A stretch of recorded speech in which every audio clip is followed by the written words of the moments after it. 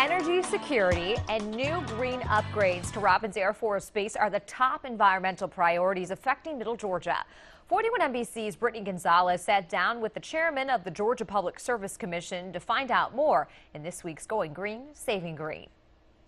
Joining me now is Mr. Tim Eccles, the chairman of the Georgia Public Service Commission, here to talk about renewable energy and where our area stands. And I know Robins Air Force Base is making strides to head in that direction. Will you talk to us a little bit about what they're doing? Yeah, they are, and in fact, all military installations are moving towards more energy independence on the base and using renewable energy. So I'm glad to see the military leading the way, and Robins is looking at a number of things. They're looking at solar, they're looking at biomass, and I think you're going to see over the next 10 years military installations acquire more renewable energy. The base down in Albany is using landfill gas, piping it over to the Marine base. And that also goes hand in hand with acquiring security from renewable resources that will position our country well.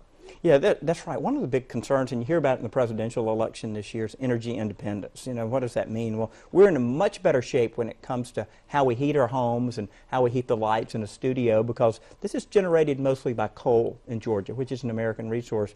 You think about our fuel for our cars, though.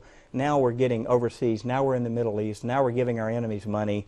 And that's something I think many people are concerned about. So energy independence, energy security is a big deal to the military and should be a big deal to everyone. Absolutely. And then will you just touch base on some programs that seem to be out there, but a lot of people aren't exactly aware of them? I think the low-hanging fruit is solar thermal. It's what I have on my house. It heats my hot water.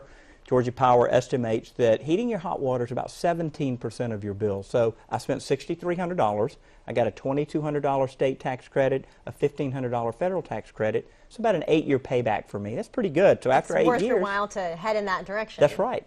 And then we've got programs like the Green Energy Program, where you can call Georgia Power, sign up for the Green Energy Program, and buy blocks of energy, which then triggers the deployment of more solar. And we only have 4,300 subscribers. Hey, if you're a Georgia Power customer, we need you to sign up for this program. Absolutely. Well, thank you, Mr. Eccles, for joining us today. We really appreciate you and giving us a little more insight on what we can do to improve our energy. Great. We're at the Public Service Commission, and we're here to serve you. Thank you.